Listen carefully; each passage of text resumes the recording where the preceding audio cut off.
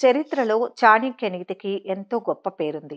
ఆచార్య చాణక్యుడు మనిషికి ఆనందకరమైన జీవితాన్ని గడపాలంటే ఎలా ఉండాలి, ఏం చేయాలి, ఎలాంటి వ్యక్తులకు దూరంగా ఉండాలి అలాంటి అనేక విషయాలను వెల్లడించారు.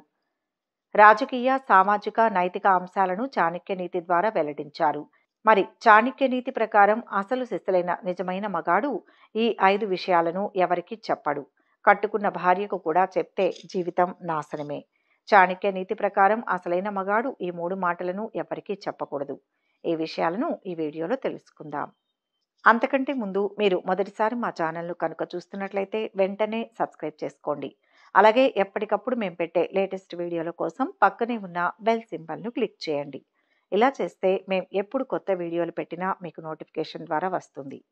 ఇక విషయంలోకి వెళ్తే, ఆర్థికవేత్త, వ్యూహకర్త, మేధావి ఆచార్య చాణక్యుని గురించి అతి కొద్ది మందికి మాత్రమే తెలుసు. తన విధి విధానాలతో ఎంతో ప్రసిద్ధి చెందారు వ్యూహకర్త ఆచార్య చాణక్యుడు. చాణక్యునికి సమాజంలో జరుగుతున్న సంఘటనల పట్ల లోతైన అవగాహన ఉంది. ఆ అవగాహనతోనే గౌరవప్రదమైన జీవితాన్ని ఎలా గడపాలో చెప్పకనే చెప్పాడు చాణక్యుడు. చాణక్య నీతి ప్రకారం భార్య పిల్లల ముందు ఈ విషయాలను ఎప్పుడూ మాట్లాడకూడదట. ఓ వ్యక్తి భార్య పిల్లల ముందు కొన్ని పనులు చేయకూడదట. ఆ చేయకూడని పనులేంటో చాణక్యుడు తన గ్రంథంలో చెప్పుకొచ్చాడు. మన పిల్లల ముందు మనం ఎలా ప్రవర్తిస్తామో, ఎలా మాట్లాడతామో వారు కూడా మన ముందు అలాగే ప్రవర్తిస్తారట. మనం మాట్లాడిన మాటలు, చేసే పనులు చూసిన పిల్లలు వాటిని అనుసరిస్తూ ఉంటారట. అందుకే పిల్లల ముందు అసభ్య పదజాలంతో మాట్లాడకూడదట. భార్యతో కూడా ఎప్పుడూ అసభ్య పదజాలం వాడకూడదట. ఎందుకంటే భార్య లక్ష్మీ స్వరూపంగా భావిస్తారు. కాబట్టి లక్ష్మీదేవి కలత చెందుతుందట. అలా ఉండడం ఇంటికి మంచిది కాదని పేర్కొంటున్నారు. పిల్లల ముందు భార్యను కొట్టడం, బిగ్గరగా అరవడం వంటివి చేయకూడదట. అలా చేస్తే పిల్లల్లో ఉన్న ఆత్మవిశ్వాసం దెబ్బతింటుందని, ఇంట్లో గొడవలు కూడా పెరుగుతాయని చాణక్యుడు గ్రంథంలో తెలిపారు. భార్యతో, పిల్లలతో ప్రేమగా మాట్లాడుతూ ఉంటే ఖచ్చితంగా విజయం సాధించవచ్చట. అలాగే మీరందరూ కూడా ఆనందంగా ఉండాలంటే చాణక్యుడు తన గ్రంథంలో పేర్కొన్న విధంగా భార్య పిల్లల పట్ల నడుచుకోవాలి. అలాగే కుటుంబం పట్ల కోపంగా కూడా వ్యవహరించకూడదు.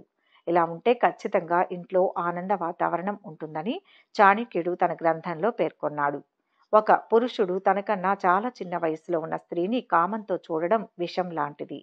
అంతేకాదు, ఆమెను పెళ్లాడడం విషంతో సమానమవుతుంది. వివాహ బంధం అనేది తక్కువ వయస్సు తేడా లేదా సమాన వయస్సు ఉండే వారి మధ్య ఉండాలి.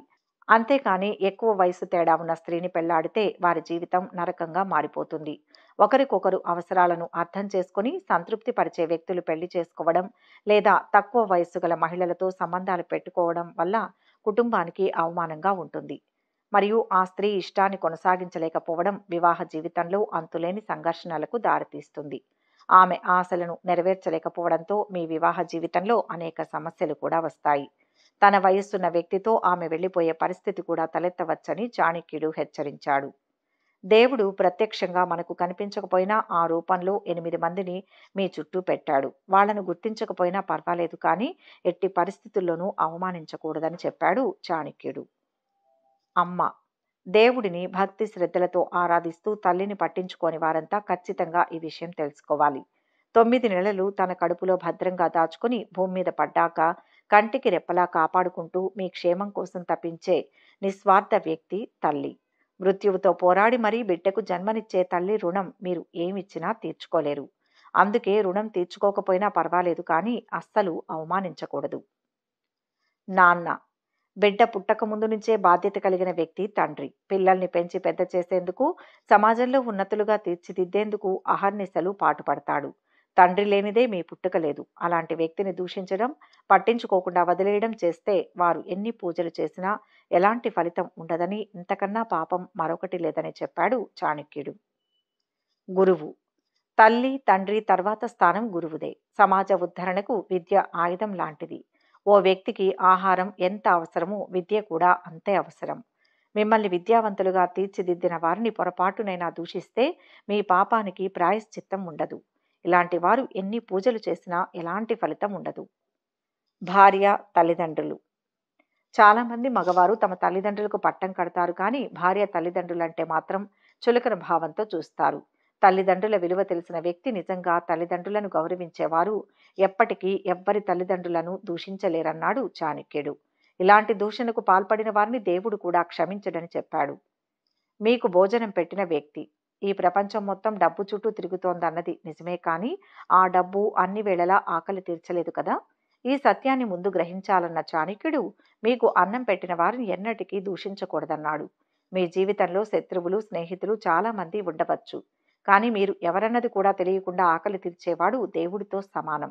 అలాంటి వారికి గౌరవం ఇవ్వని వాళ్ళు దేవుణ్ణి పూజించి ఏం లాభం? స్నేహితుడు. స్నేహితుల్లో ఉత్తములు ఉంటారు, అధములు ఉంటారు. ఎవరు ఏంటన్నది తెలుసుకోవాలి. కష్టకాలంలో వెన్నంటే ఉండే తండ్రి లాంటి వ్యక్తే నిజమైన స్నేహితుడు. అలాంటి స్నేహితుడిని గుర్తించకపోయినా పర్వాలేదు, కానీ మీకు తెలియకుండా కూడా దూషించకండి అన్నాడు చాణక్యుడు. మీ శ్రేయోభిలాషి. తల్లిదండ్రులే కాదు, మీకు విలువలు నేర్పించే వ్యక్తులు కొందరుంటారు. వారి మాటలు ఆచరిస్తే జీవితంలో ఉన్నత స్థానానికి చేరుకుంటారు. ఈ శ్రేయోభిలాషులు ఇంట్లో వారు కావచ్చు, చుట్టుపక్కల వారు కావచ్చు, బయట వారు కావచ్చు. మంచి చెప్పినా చెవికి ఎక్కించుకోకుండా ధిక్కరించడం అంటే దేవుణ్ణి అవమానించినట్టే అన్నాడు చాణక్యుడు. సంరక్షకులు. తల్లి, తండ్రి స్థానంలో సంరక్షలుగా ఉంటారు కొందరు. వాళ్ళు కూడా అహర్నిశలు మీ బాగు కోసం పాటుపడుతూ ఉంటారు. వారిపై విధేయత చూపాలి, లేదంటే ఎన్ని పూజలు చేసినా ఎలాంటి ఫలితం ఉండదు.